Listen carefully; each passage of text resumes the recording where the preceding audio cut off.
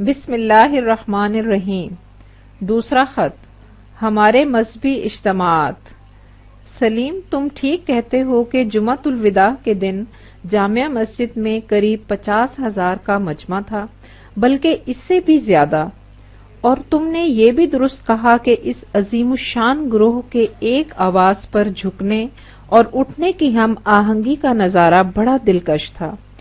اس کی دلکشی تو اس سے بھی ظاہر ہے کہ بڑے بڑے سیاح آپ کے اس تماشے کی تصویریں لینے دور دور سے آتے ہیں، اور ان کے لیے مسجد کے سب سے بلند مقام پر ان حضرات کی طرف سے سہولتوں کے سامان بہم پہنچائے جاتے ہیں جن سے اگر تصویر کشی کے متعلق فتویٰ طلب کیا جائے تو کبھی تکفیر سے ورے بات نہ کریں۔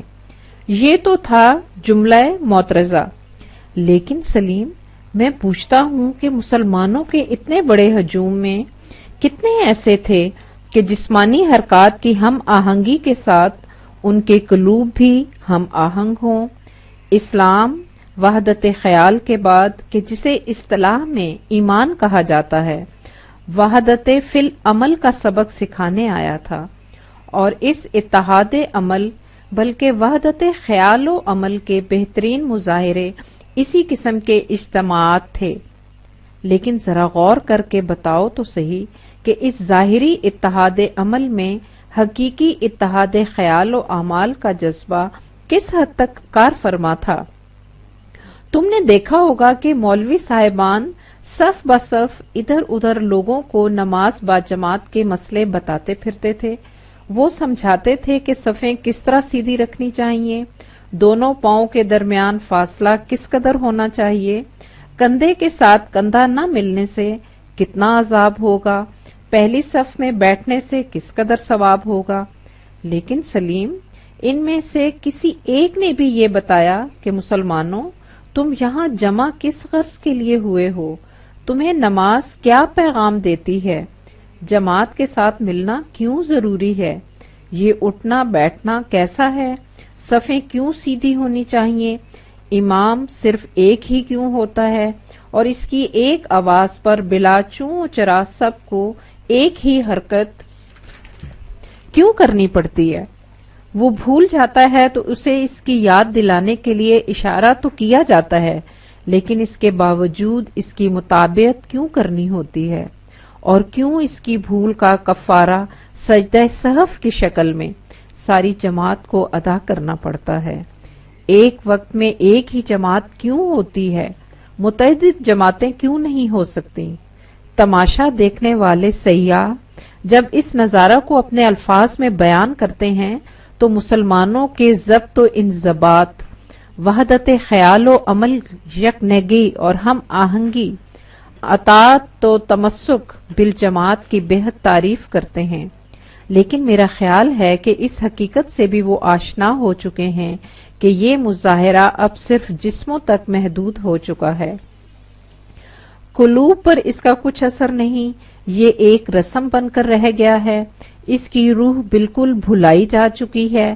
آج دنیا کی ہر قوم اپنی تمام قوت اس مقصد کے حصول کے لیے صرف کر رہی ہے کہ ان کے افراد میں اتحاد خیال و وحدت عمل پیدا ہو، ان کے قلب و نگاہ میں یکجہتی اور ان کی حرکات و سکنات میں یگانگت ہو جائے۔ وہ ایک امام متفق علیہ کی آواز پر سب کے سب جھک جائیں اور سب کے سب اٹھ کھڑے ہوں۔ اب اندازہ لگاؤ کہ جس قوم میں یہ سب چیزیں بلا محنت و کاوش خود بخود موجود ہوں لیکن اس سے کچھ نتیجہ برآمد نہ ہو تو اسے تم بے روح مظاہرہ نہ کہو گے تو اور کیا کہو گے؟ اور پھر یہ بھی دیکھو کہ دنیا ضبط و انضباط کی تلاش میں مارے مارے پھر رہی ہے، محض اس لیے کہ اس طرح اپنے اندر قوت پیدا کر کے کمزور قوموں کے خون سے اپنی تشنگی بجھانے کا سامان فراہم کرے۔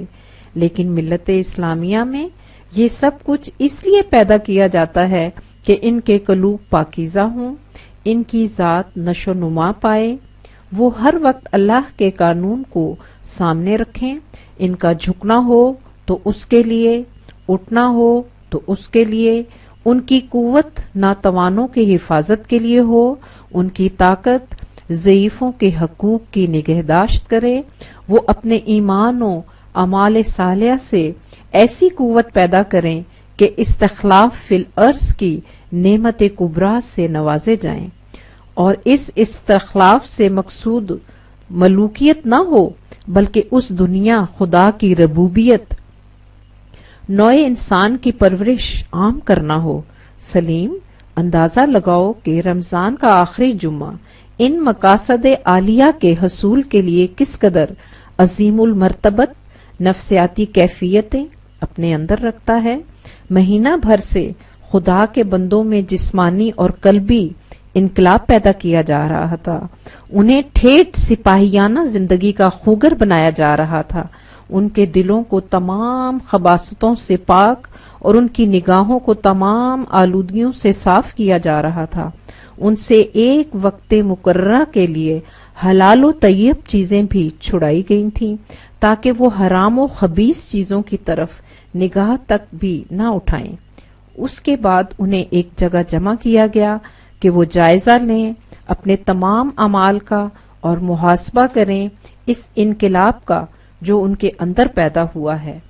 اپنی انفرادی خودی جس کا یوں استحکام کرایا گیا ہے اسے ایک اجتماعی کل کا جزو بنا دیں، اور یوں اطاعت امیر، مرکزیت، ایثار، تمسک بالجماعت، اتحاد عمل اور اتلاف خیالات کے جیتے جاگتے مظاہرے تجدید عہد وفا کریں، اور اٹھتے جھکتے بار بار اپنے اللہ کے سامنے اس دعوے کی عملی شہادت پیش کریں، اِنَّ صَلَاتِي وَنُسُكِي وَمَحْيَايَ وَمَمَاتِي لِلَّهِ رَبِّ الْعَالَمِينَ، آیت نمبر 6/63۔ میری صلات اور تمام دیگر مخلص اعمال، میرا جینا، میرا مرنا، سب اللہ رب العالمین یعنی اللہ کی رب العالمینی کو عام کرنے کے لیے ہے۔ سلیم، تم سمجھتے ہو کہ ایسے انقلاب در آغوش افراد کی یہ جماعت دنیا میں کیا کچھ نہ کر سکتی ہوگی، لیکن اس کے بعد ذرا ایک مرتبہ اس ہجوم مومنین کی نماز پر پھر نگاہ ڈالو۔ ساری نمازیں پر نہیں، نماز کے صرف ایک ٹکڑے پر۔ ذرا سوچو کہ 50-60 ہزار انسانوں کا گروہ اللہ کے سامنے روح قبلہ مسجد میں کھڑے ہو کر یہ اقرار کر رہا ہو کہ ایاک نعبد، اے اللہ ہم صرف تیری محکومیت کو جائز سمجھتے ہیں، اس کے سوا ہر قسم کی غلامی کا طوق ہم پر حرام ہے، لیکن زبان سے یہ الفاظ ادا کر رہا ہو اور دماغ سینکڑوں خداؤں کا بت کدا بن رہا ہو، تو اس دعویٰ کو تم خدا فریبی اور خود فریبی نہ کہو گے تو اور کیا سمجھو گے؟ اب اگر کوئی یہ کہہ دے کہ ان لوگوں نے نماز نہیں پڑھی بلکہ اپنے آپ سے غداری اور خدا سے دھوکہ کیا ہے، تو مشرق سے مغرب اور شمال سے جنوب تک کے حاملان دین متین لٹھ لے کر اس کے پیچھے پڑ جائیں گے۔ اصل یہ ہے کہ اس میں ان بیچاروں کا بھی کوئی قصور نہیں، اس لیے کہ انہیں بتایا ہی یہ گیا ہے کہ اگر ہاتھ فلاں مقام پر باندھ لیے جائیں، پاؤں میں اتنا فاصلہ رکھ لیا جائے، انگلیوں کا رخ فلاں سمت کو ہو، سجدے میں فلاں فلاں حصے پہلے زمین بوس ہوں، الفاظ اپنے صحیح مخرج سے نکلیں تو نماز ہو جاتی ہے۔ اور جب پوچھو کہ اس بات کی کیا سند ہے کہ اس سے نماز واقعی ہو جاتی ہے اور اس سے وہ مقصد پورا ہو گیا ہے جس کے لیے صلات کو فرض قرار دیا گیا تھا، تو جواب مل جاتا ہے کہ اس کا علم تو قیامت ہی کو ہو سکے گا، کیونکہ دنیا دارالعمل ہے، نتیجہ یہاں برآمد نہیں ہو سکتا۔ اور جب ان سے کہو کہ بھائی اللہ تو ایمان و عمل کی جزا استخلاف فی الارض اور وراثت زمین فرماتا ہے، تو کہہ دیتے ہیں کہ اس ارض سے مراد جنت کی زمین ہے۔ لیکن سلیم، ان باتوں کو تم کسی سے نہ پوچھو، قرآن تمہارے سامنے ہے، انسانیت کے معراج کبریٰ کے دور ہمائیوں کی تاریخ اس کے اندر ہے۔ چشم بروئے او کشا بازے بخویشتن نگر تمہیں معلوم ہے کہ روزے سن 2 ہجری میں فرض ہوئے اور اسی رمضان کی 17 تاریخ کو ان روزہ دار نمازیوں کی قوتوں کا امتحان بھی لے لیا گیا۔ یورپین مورخ کہتے ہیں کہ واٹرلو کی لڑائی نے یورپ کی تاریخ کا نقشہ بدل دیا، لیکن ان کی تنگ نگاہیں ذرا اور آگے بڑھیں تو دیکھتی ہیں کہ سن 2 ہجری کے رمضان میں بدر کے میدان میں جو لڑائی ہوئی اس نے دنیا کی ہسٹری کو بدل دیا۔ باطل و ظلمت کی تمام تخریبی قوتیں اپنے ساز و سامان سے آراستہ اس ارادے سے میدان میں نکل آئیں کہ معاذ اللہ کے نور کو دنیا سے مٹا دیا جائے۔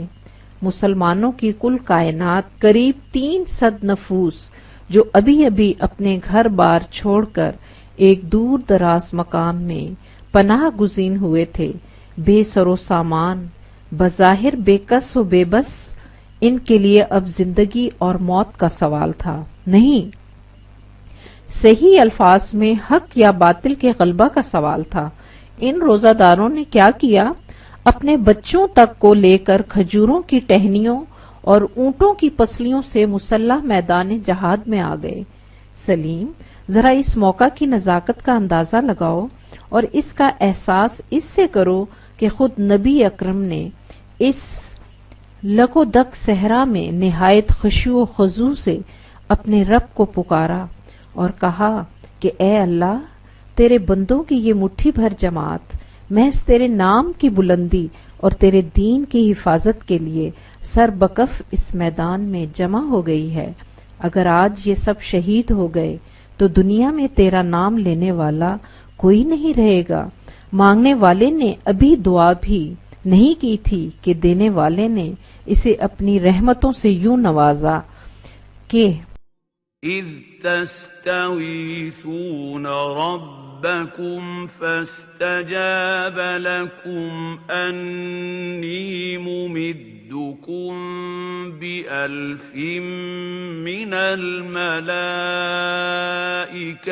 مردفین۔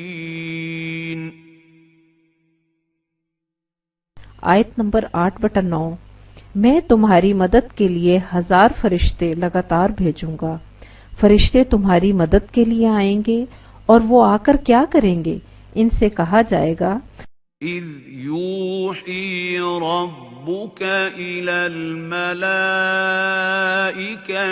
انی معکم فثبتوا الذین آمنوا سألقی فی قلوب الذین کفروا الرعب فاضربوا فوق الأعناق واضربوا منهم كل بنان۔ آیت نمبر 8/12۔ مسلمانوں کے دلوں کو مضبوط رکھو، میں کفار کے دلوں میں دہشت طاری کر دوں گا۔ فی الحقیقت وہ ملائکہ جنہوں نے خلیفہ فی الارض کو جھک کر سلام کیا تھا، انہیں ان مجاہدین کی یوں ہی مدد کرنی چاہیے۔ جب انسان قانون خداوندی کو عملاً نافذ کرنے کے لیے عملاً باہر نکل آئے تو کائناتی قوتیں سب اس کا ساتھ دیتی ہیں۔ لیکن سلیم، اللہ نے یہ نہیں کہہ دیا کہ تم مزے سے بیٹھے رہو، سب کچھ ہمارے فرشتے ہی کر دیں گے، بلکہ اس وقت ایک مکمل ضابطہ سامنے رکھ دیا کہ تمہیں کیا کرنا ہے۔ ذرا غور سے سنو کہ وہ ضابطہ کیا تھا، وہ ہدایات کس قسم کی تھیں۔ فرمایا، اے ایمان والو، جب تم میدان جنگ میں کفار کے سامنے جاؤ تو ان کو پیٹھ مت دکھاؤ۔ یاد رکھو، جو آج کے دن انہیں پیٹھ دکھائے گا بجز اس کے کہ وہ پینترا بدلتا ہوا یا اپنی فوج میں آنے کے لیے ایسا کرتا ہو، اس پر اللہ کا غضب ہوگا، اس کا ٹھکانہ جہنم ہوگا اور وہ بہت برا ٹھکانہ ہے۔ آیت نمبر 8/15-16۔ سلیم، سنتے ہو کہ مخاطب کون سے مسلمان ہیں اور غور کرتے ہو کہ اپنی قوم کا ساتھ چھوڑ دینا، دشمن کے مقابلے میں پیٹھ دکھا دینا کس قدر جرم عظیم ہے۔ پھر فرمایا، اے ایمان والو، اللہ کی اور اس کے رسول کی اطاعت کرو इससे मुंह मत फेरो। दरहां के तुम सुन रहे हो और इन लोगों की तरह मत हो जाना जिन्होंने कह दिया कि हमने सुन लिया, हालांकि वो सही मानों में सुनते न थे। ए मुसलमानों, अल्लाह और इसके रसूल की आवाज पर लब्बैक कहो जिस वक्त तुम्हें वो इस चीज की तरफ बुलाए जो जिंदगी बख्शने वाली है। आयत नंबर 8/20, 21, 24। समझते हो कि खुदा की राह में मर जाने का नाम जिंदगी क्यों रखा जाता है? इस अजीमुशान हकीकत पर गौर करो। मौत और हयात के सरबस्ता राज तुम पर मुनकशिफ हो जाएंगे। और फिर तुमने इस अतात पर भी गौर किया जिसमें सुनना शर्त है। ये बिलमुशाफा अतात जिंदा मरकज की अतात ही हो सकती है। इससे वाज़ेह हो जाता है कि इस्लाम उस वक्त तक दीन निज़ाम मुआशरा रहता है जब तक इसमें एक जिंदा मरकज ऐसा हो जिसकी अतात की जाए। इनफरादी जिंदगी में दीन बाकी नहीं रहता। ये बहरहाल एक और मौजू है जिसके मुतालिक तफसीलन किसी दूसरे वक्त लिखूंगा। फिर फरमाया, ए ईमान वालो, जब तुम किसी जमात के मुकाबले में जाओ तो साबित कदम रहो और कानून खुदावंदी को हर वक्त सामने रखो ताकि तुम कामयाब हो जाओ और अल्लाह की और इसके रसूल की अतात करो और आपस में मत झगड़ो, वरना तुम्हारे हौसले पस्त हो जाएंगे, तुम्हारी हवा उखड़ जाएगी। साबित कदम रहो, अल्लाह इन लोगों के साथ होता है जो इस्तकामत का सबूत दें। आयत नंबर 8/46 और 45। सलीम, सुनते हो कि ये हिदायत क्या है? ये जिंदगी का पैगाम है, ये इस्लाम की रूह है, ये एक अब्द मोमिन के इजहार अबूदियत का हकीकी मफहूम है। ये सिर्फ सन 2 हिजरी के बदर के मौका के वक्ती अहकाम नहीं, बल्कि जब तक हक व बातिल में आवेजिश का इम्कान है, जब तक खैर व शर का मुकाबला है, जब तक शरारे बुलहबी चिरागे मुस्तफवी से सतीजा कार है, इस वक्त तक के लिए तमाम मुसलमानाने आलम के वास्ते एक दस्तूर असासी हैं, एक लाहिला अमल हैं। यही हिदायत हैं जिनके लिए रमजान के रोजे और इन रोजों का जुमातुल विदा है। सलीम, अब तुम खुद फैसला करो कि सही नताइज पैदा करने वाले रोजे और नमाजें इन 300 मुसलमानों की थी या इस 60-70 हजार के रस्मी इज्तिमा की, जिसमें मकसद और रूह की तरफ किसी की तवज्जो न थी। सो भाई, नादान क्यों बनते हो? क्या तुम इतनी सी बात भी नहीं समझते कि सहरी और अफ्तारी के गोले किला की दीवारें नहीं ढा सकते? हर चंद इनका धमाका और धुआं असली लोगों का सा होता है। ईद के मुतल्लिक मैंने तुम्हें पिछले साल बताया था कि ये नज़ूल कुरान की याद में इस्लामी जश्न है। तुम दुनिया भर की कौमों के जश्नों मुसर्रत के त्योहारों को देखो, इनमें या तो किसी इंसान की यादगार का जज्बा पिन्हा होगा या मज़ाहिर फितरत की निरंगियों की तकरीब या नए मौसम का इस्तकबाल। लेकिन इंसानों की यादगारें मिट सकती हैं, दुनियावी वाकयात भुलाए जा सकते हैं, तारीख के सफ़ात गुम हो सकते हैं, बड़ी बड़ी चट्टानों पर गाड़ी हुई लाठें और इन लाठों पर कुंदा की हुई दास्तानें जमाना के हाथों में तबाह हो सकती हैं। लेकिन खुदा का वो असली व अब्दी पैगाम जो कुरान की दफातैन में महफूज कर दिया गया है, कभी मिट नहीं सकता, क्योंकि इसकी हिफाजत की जिम्मेदारी खुद उसने ले ली है जो जिंदा है, कभी मर नहीं सकता, जो कायम है, कभी फना नहीं हो सकता, वो बाकी है, इसका प्याम भी बाकी है, वो जिंदा है, इसका कलाम भी जिंदा है। ये जश्न ईद इसी खुदाए हय्यो कय्यूम के जिंदा कुरान के नजूल की यादगार है, और जब तक दुनिया रहेगी ये यादगार भी बाकी रहेगी। अल्लाहु अकबर, अल्लाहु अकबर, ला इलाहा इल्लल्लाह, वल्लाहु अकबर, अल्लाहु अकबर, वल्लाहुल हम्द। फिर जिस तरह ये किताब दुनिया की किताबों में अजीब तर है, इसकी यादगार भी दुनिया की तमाम यादगारों से निराली है। दुनिया के जश्न, खेल तमाशे, रंग राग, ऐशो नशात से मनाए जाते हैं, लेकिन शायर इलाही की यादगारों के जश्न मनाने के लिए एक बिल्कुल अलग प्रोग्राम तजवीज़ किया गया है। इसके लिए लोग महीने भर से तैयार किए जा रहे थे। इन्हें सिखाया जा रहा था कि दुनिया की तमाम झूठी ताकतों से मुंह मोड़कर इस एक खुदा के कानून के महकूम बन जाओ। मांगो तो उसी से मांगो, झुको तो उसी के सामने झुको, भूखे और प्यासे रहकर अपने फराइज सर अंजाम दो। ये एक ट्रेनिंग थी जो सिपाही को मैदान में लाने से बेशतर दी जाती है। पूरे एक महीने की रियाजत और मेहनत से जहनों में एक बुलंद शऊर पैदा हो गया तो उन्हें एक जगह जमा होने का हुक्म दिया कि नेक दिल और पाकीज़ा दिमाग लेकर सर जोड़कर बैठें और सोचें कि हमें इस इम्तियाजी जिंदगी के हसूल व बका के लिए क्या कुछ करना है, जो मोमिनीन की खसूसियत है और जिसका वादा कुरान करीम में मौजूद है। सलीम, इस्लाम रहबानियत का मजहब नहीं, दुनिया त्याग देना, ज़ेबो ज़ीनत से नफरत करना, हंसी खुशी से बेजार होकर अबूसा कमतरीरन बन जाना इस्लाम नहीं सिखाता। उम्दा उम्दा कपड़े पहनने से, अच्छे अच्छे खाने पकाने से, दोस्तों को तोहफ़ देने से, बच्चों के लिए खुशी और मुसर्रत के सामान बहम पहुंचाने से उसने नहीं रोका। लेकिन इस्लाम जिस तरह दुनिया की हर मुसीबत के वक्त कानून खुदावंदी की हिदायत को सामने ले आता है, इसी तरह वो हर आसाइश और मुसर्रत की तकरीब पर भी मोहताज और मुफलिस बंदों को नहीं बुलाता।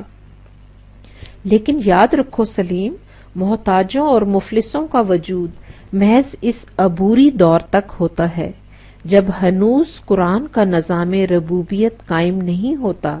इस निज़ाम के क़याम के बाद कोई मुफलिस और मोहताज बाकी नहीं रह सकता। लिहाजा मुफलिसों और मोहताजों के मुतालिक इस किस्म के अहकाम सिर्फ अबूरी दौर से मुतालिक हैं। सलीम, तुम्हें क्या मालूम कि कौम की हालत क्या है? इसका अंदाजा इससे मत लगाओ कि तुम्हारे सामने नए नए कपड़े पहनने वाले मुसलमानों का इज्तिमा है। कौम की हालत का अंदाजा लगाना हो तो वहां जाओ जहां से ये नए नए कपड़े पहनने वाले मुसलमान बाहर आए हैं, और देखो कि कितने घर हैं जिनमें मटके और ठुलियां औंधी पड़ी हैं, कई दिनों से उनमें आटा नहीं पड़ा। देखो कि कितने चूल्हे हैं जिनमें मकड़ी ने जाला तन रखा है, कई वक्त से इनमें आग नहीं जली। देखो कितनी शरीफ औरतें जरूरत के लिए घरों से बाहर नहीं निकल सकती कि इनके सर पर चादर नहीं है। देखो कि कितने बच्चे और बूढ़े रात भर अलाव के गिर्द बैठे रहते हैं कि इस सर्दी में इनके पास ओढ़ने को लिहाफ नहीं। देखो कि कितने जवान मरीज मौत के मुंह में खिंचे चले जा रहे हैं कि इनकी दवाई के लिए घर में पैसा नहीं। सर्दी, भूख, मोहताजी और बर्बादी के इन होलनाक मनाजिर को देखो और फिर अंदाजा लगाओ कि कौम की क्या हालत है।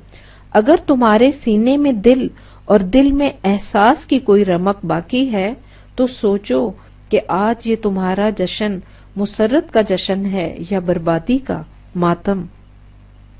सलीम, मैं जानता हूँ कि खुशी के मौके पर मुसीबतों और तकलीफों की याद बदशगुनी ख्याल की जाती है, लेकिन आज जिस दौर से हम गुजर रहे हैं इसमें खुशी को खुशी समझना खुद अपने आप को फरेब देना है।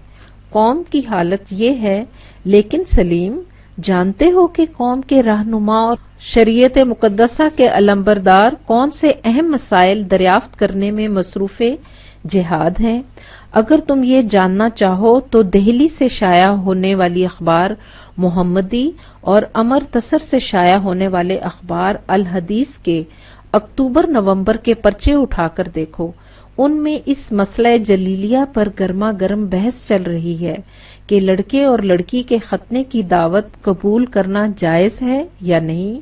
इन्ना लिल्लाहि व इन्ना इलैहि राजिऊन। اور یہ دونوں اخبار اس جماعت کے ترجمان ہیں جس کے اسلاف میں سید احمد بریلوی اور شاہ اسماعیل شہید علیہ رحمہ کے درخشندہ اسماء گرامی ملتے ہیں۔ کہتے ہیں کہ جب ترکوں نے قسطنطنیہ پر حملہ کیا اور ان کی فوجیں شہر کی 4 دیواری تک آ پہنچی تو شہر کے اندر پادریوں کی سب سے بڑی مجلس 40 دن سے اس مسئلہ پر مصروف بحث تھی کہ حضرت عیسیٰ علیہ السلام پر جو مائدہ نازل ہوا تھا اس میں روٹی خمیری تھی یا فطیری۔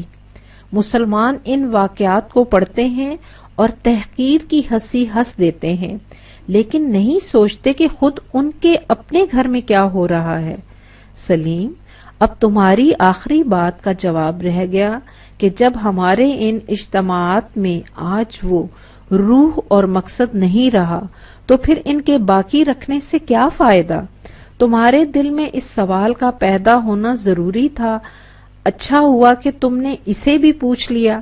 عزیزم، سب سے پہلی بات تو یہ ہے کہ یہ چیزیں اپنی روح اور مقصد کو کھو دینے کے بعد ہمارے قومی شعائر سی بن چکی ہیں۔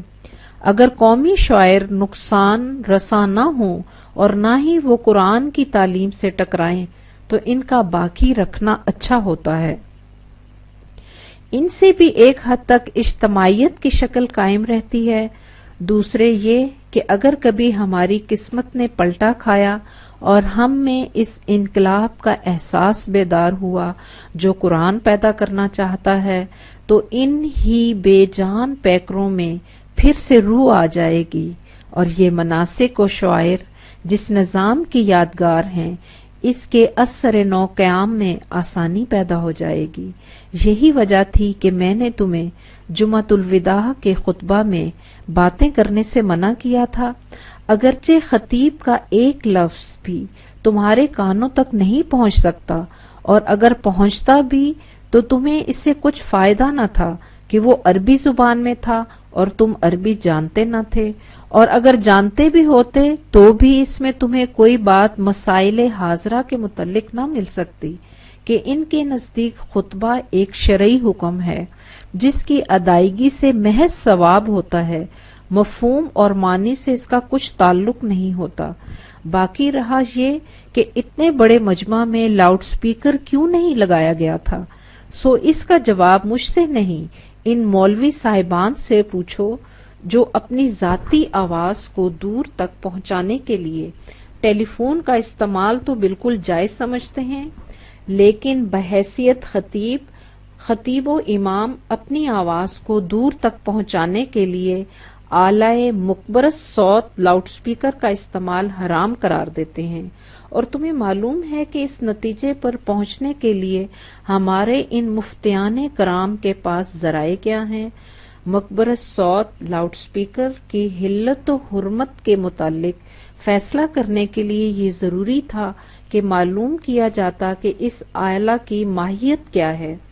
جو آواز سامعین تک پہنچتی ہے وہ واقعی متکلم کی آواز ہوتی ہے یا کوئی اور آواز؟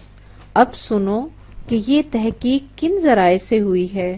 ہمارے دینی مرکز یعنی دارالعلوم دیوبند کے ایک مفتی صاحب نے ان فتاوی کا ایک مجموعہ شائع فرمایا ہے جن میں عبادات مقصودہ کے لیے اس آلہ کی حرمت کا فیصلہ کیا گیا۔ اس رسالہ البدیع المفیدہ فی حکم الصناع الجدیدہ کے صفحہ 20 پر درج ہے کہ الیگزینڈر ہائی اسکول بھوپال کے سائنس ماسٹر جناب برج نندن لال صاحب سے دریافت کیا گیا۔ وہ فرماتے ہیں کہ برقی قوت کی وجہ سے میں تو کم از کم یہ ماننے میں تعامل کرتا ہوں کہ اصل آواز ہے، اور اس کا انکار بھی مجھ سے ممکن نہیں کہ ثبوت مشکل ہے۔ یہ ہیں وہ ذرائع تحقیق مفتیان کرام کے جن کی بنا پر علت و حرمت کے فیصلے صادر ہوتے ہیں، اور یہ حضرات ان اسلاف کے جانشین ہونے کے مدعی ہیں جن کے متعلق قرآن کریم نے فرمایا وَسَخَّرَ لَكُم مَّا فِي السَّمَاوَاتِ وَمَا فِي الْأَرْضِ جَمِيعًا مِّنْهُ آیت نمبر 45/13۔ کائنات کی پستیوں اور بلندیوں میں جو کچھ ہے سب تمہارے لیے مسخر کر دیا گیا ہے۔ اب سلیم تم خود سمجھ جاؤ گے کہ قرآن ہمیں کہاں لے جانا چاہتا ہے اور ہم کہاں ہیں۔ والسلام۔ پرویز، دسمبر 1939۔